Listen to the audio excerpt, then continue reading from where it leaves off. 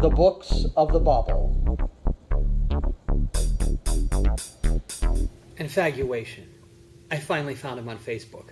Older, of course, balding. Even at 18 I could see that coming.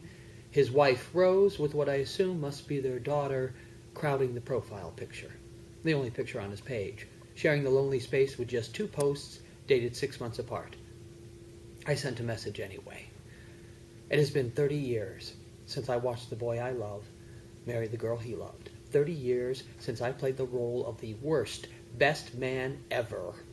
3 decades of infaguation, falling for the straight guy.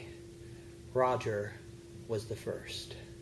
Leaning on the door, blonde, angular, eye glued to a peephole, his hand periodically brushing his groin as he periodically tells me how hot he thinks our chaperone is.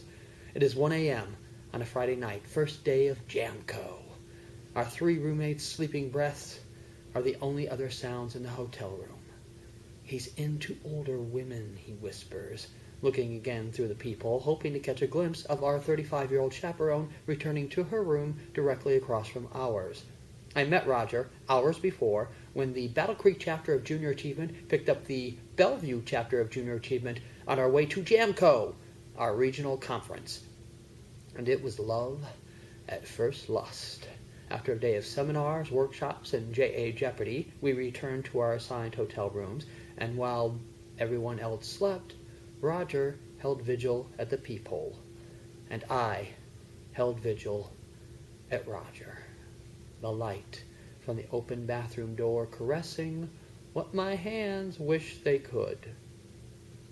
I would spend the next 6 months replaying that night in my mind. Honestly, I still sometimes find myself replaying that night in my mind. And just as the memory was about to fade, I saw him again, in line for registration at Kellogg Community College. I was a peer advisor, so I walked up to him and advised him that I should be his best friend. And it worked.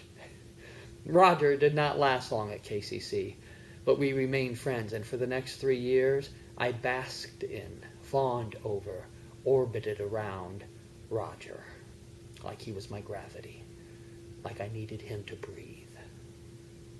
Roger loved talking about cars and girls, and I loved watching Roger talk about cars and girls.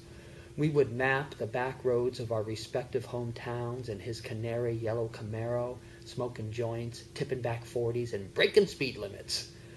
When Roger got a job at the bakery, making donuts on the midnight shift, I would hang like a shadow in the back parking lot and shoot the shit with him through the screen door. He was so damn cute in his white uniform, kneading mountains of dough into crullers and bear claws, and sometimes, if I stayed till the end of a shift, he would invite me inside, and I would snatch glimpses of him, capturing them to add to my daydreams. Roger didn't like hanging around with my other friends, and that was all right with me. The few times he did, it was awkward. A toga party thrown by my old high school class president, Roger wearing nothing but a sheet and bikini briefs. A weekend spent at my friend Lisa's parents' summer house, the 3 of us tripping, wrinkling like prunes from hours spent at the lake, Roger rocking a black Speedo. Yeah, it was awkward. Mostly, it was just us, Roger and me, until it wasn't. Until it was Roger, Rose, and me, and then them and me, and then just them. Me rolling away like the third wheel that I was to Eastern Michigan University. One of the last times I spent with Roger and Rose was as the best man at their courthouse wedding, or maybe I was just a witness. I'm not sure. I remember being very happy for them. And then I was gone. And I didn't look back until 30 years later when I finally found him on Facebook. I sent a message anyway. And 6 months later, I got a reply and a phone number. We played phone tag for a little bit. And then when we did talk, it was awkward.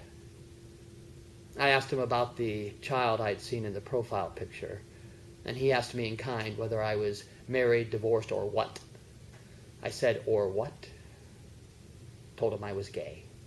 He shrugged it off, changed the subject, made a vague request for me to visit them the next time I came to Michigan. I made a vague commitment to do just that. We never spoke again. Can you feel the loss of a love that you never really had?